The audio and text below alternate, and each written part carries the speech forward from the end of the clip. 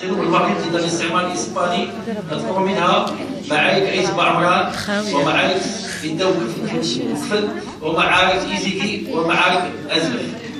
ومن رموز ملحمة الكفاح المقدس اذكر المقاوم المرحوم محمد الحكيم المزداد سنة 1935 بأسا، فقد خرج في ظروف جيش تحيد من المقاطعة السابعة لمركز أسا تحت مسؤولية المقاوم المرحوم داوود الختام من 1957 إلى 1960.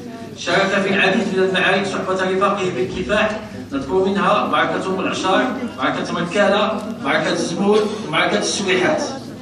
ويسعدني كذلك أن يكون من بين مكرمينا المقاوم المرحوم إبراهيم الكباشي الذي زاد سنة 1932 ببرمين، خرج في ظروف المقاومة ضمن خلية برمين للمقاومة من سنة 1953 إلى سنة 1956.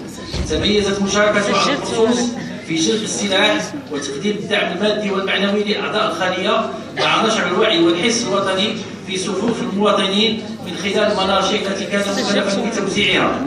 تم اعتقاله من طرف السلطات الاستعمارية بعد أن كشف أمر انتمائه للمقاومة، حيث سجن بسجن برميل 3 أشهر.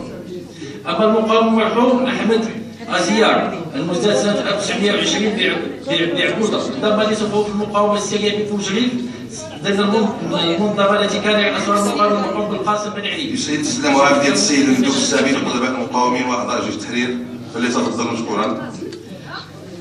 اللوحة التقديرية الثانية للسيد يكفلوا الدف المرحوم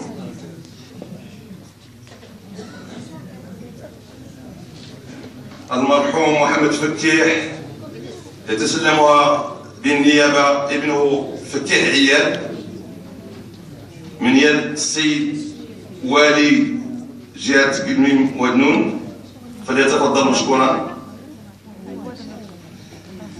اللوحة التقديرية الثالثة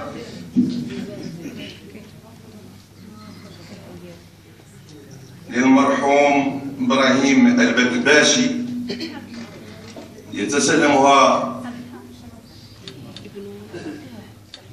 بالنيابة ابنه عبد الحق من السيد رئيس جهة قلميم ودنون، فليتفضل مشكورا.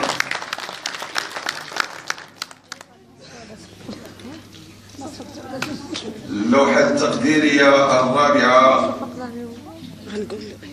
للمرحوم المقاوم أحمد أزيار، يتسلمها ابنه يوسف أزيار، يتسلمها من يد السيد القائد المنتدب للحامية العسكرية، فليتفضل مشكورا. هاك الحبيبة اللوحة الخامسة للمرحوم محمد معاذ،